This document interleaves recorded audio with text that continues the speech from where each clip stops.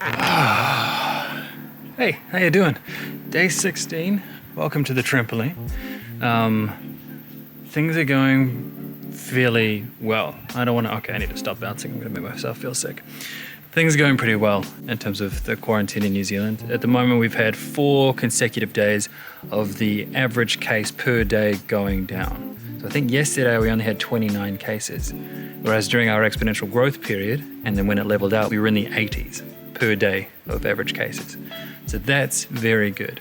The number will probably bounce up again because we'll start doing more regular tests, but it's still a really good indication of how well the lockdown is working. It's been said that New Zealand might be one of the only Western countries that's actually able to eradicate the virus as opposed to just minimizing and managing it. So while that's good for us, that is quite scary for the rest of the world. So that's a bittersweet part of things. But it's good to know that all of this staying home and staying on your own property is actually working out for the better. I thought it might be good to actually do a little bit of an update as to what I've been doing in lockdown. I mean, you've been seeing a lot of it, but I'll let you know how it's been going since the beginning. Fitness-wise, I've been trying to keep my fitness up because what I'm used to doing in everyday life prior to lockdown is going to the gym every day. At the moment, besides the workout that I showed you at the beginning of this series, a friend of mine, Jack, who lives in Australia, has challenged me to a ridiculous challenge. So I've been doing that for the last 9 days. And what it is, I don't know. What it is basically we do 1 week where we do 100 burpees a night. Then the second week you do 150 burpees. The third week it's 200 burpees a night. And then the fourth week, you do 200 burpees. And then of course on the 4th week you do 250 burpees a night for 7 days. It is really insane, especially considering I wasn't doing burpees before this and I hate doing burpees full stop. Like they're just like the bane of my existence. I despise them. The reason I'm doing them is because I feel like everyone has one of these friends where like if they dare you to do something, you really feel like you need to do it. My friend Jack is one of those people where if he challenges me to something, I just never feel like I can not do it. And we've been like that since we were like 17. Like this isn't the first time we've done something crazy like this. We've done this before many, many times. And it's just, in a way, it's actually quite good. And it's very motivating. Because if I was trying to do 100 burpees a night without somebody else to compete against, I probably wouldn't complete them. But this way, I definitely will, because the consequence of not doing them is he will rip me to shreds and make fun of me for the rest of my life. So, a bit of friendly peer pressure and motivation is what's getting me through fitness-wise. In terms of the boredom of being here the whole time, I've managed to keep that at bay, I think. Like I don't think I've gotten bored at all. The past 2 days, yes, I think I hit a wall. I definitely hit a wall where I was getting antsy about being stuck in the house for so long. But, I think that's pretty good after 15 days. And day 16, I feel better again. I think everyone just has to hit a wall at some point and then you break through it. I'm really lucky that I mentioned that I'd hit a wall on my Facebook page and everybody was like super supportive. Like you won't believe. I knew I had good friends, but that was really nice to see. And really good to see how many people understand the importance of giving yourself a break and relaxing and cutting yourself some slack sometimes. And even though those are things that I know, and those are things that I tell everybody else, like the importance of having a rest, the importance of knowing that you don't have to be productive every single day. Those are things that I know, but I actually find them incredibly hard to practice myself. So that was a good exercise the last 2 days, and just relaxing, and maybe that'll change in the 4th week, who knows. What I do know, and what I have to admit though,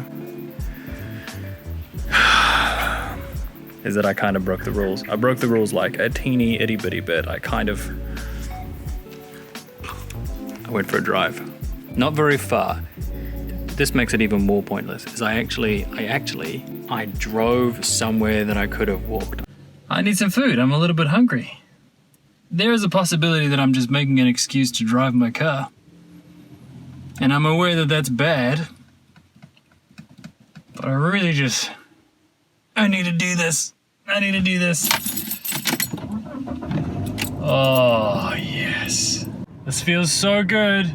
I'm getting a lot of dirty looks from pedestrians, mainly the old ones. I don't care. I'm going to get food. I'm getting groceries. Jesus. Oh, my guy. I feel so free. I feel so liberated. Now I'm gonna go home and stay in my house like I have been for the last 11 days. I'm gonna go back to my house for another 11 days.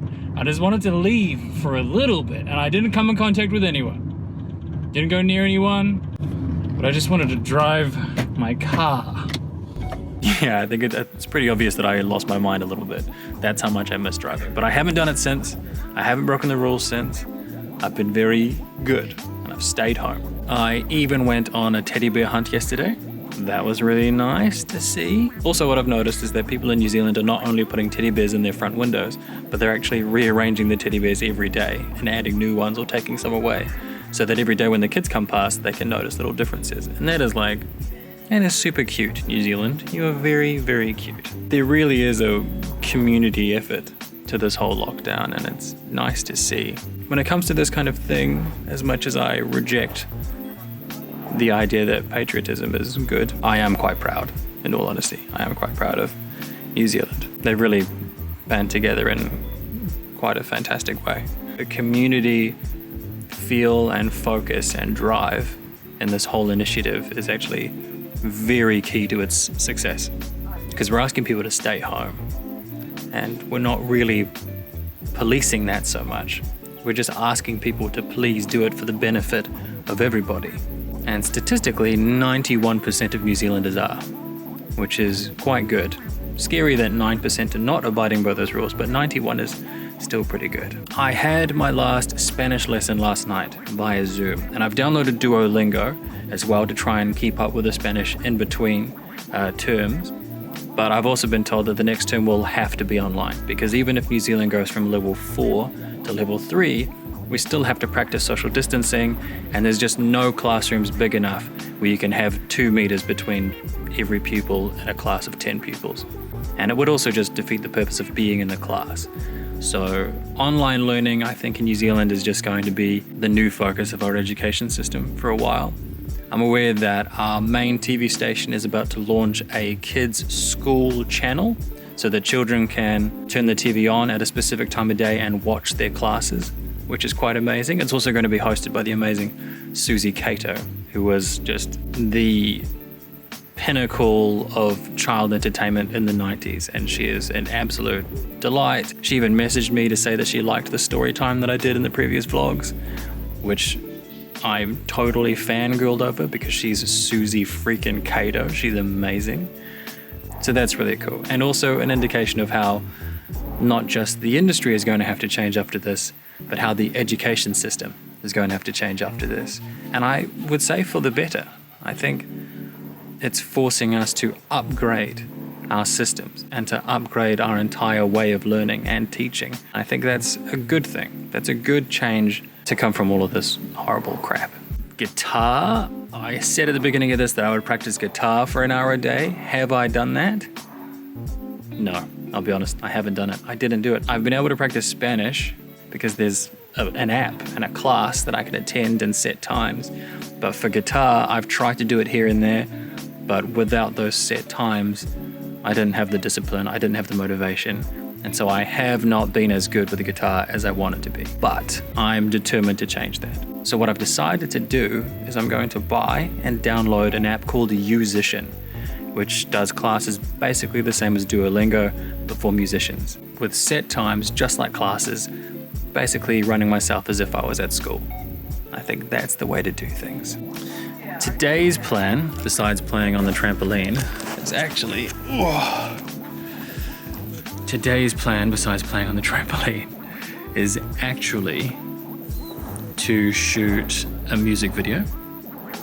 You heard me. I'm in lockdown, but a friend of mine, Nikita, who has a fantastic band, who I adore, and I'll put a link in the description below so you can listen to their music.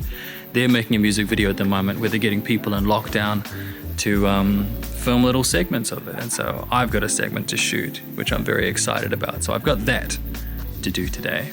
I also have 2 auditions. I have a Skype interview for another film, and a friend of mine has sent me a script. I'm gonna have another look at it today and then talk to him about making it. once this whole thing is over and we're able to actually shoot it. But it is very exciting. Oh, actually, also, another thing that I'm working on, because we're keeping busy today, is during Shortland Street, when I was filming that, I had a lot of spare time.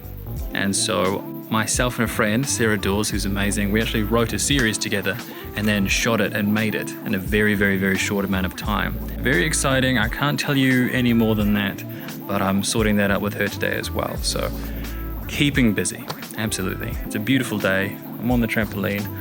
I can't complain. Day 16. Let's get into it.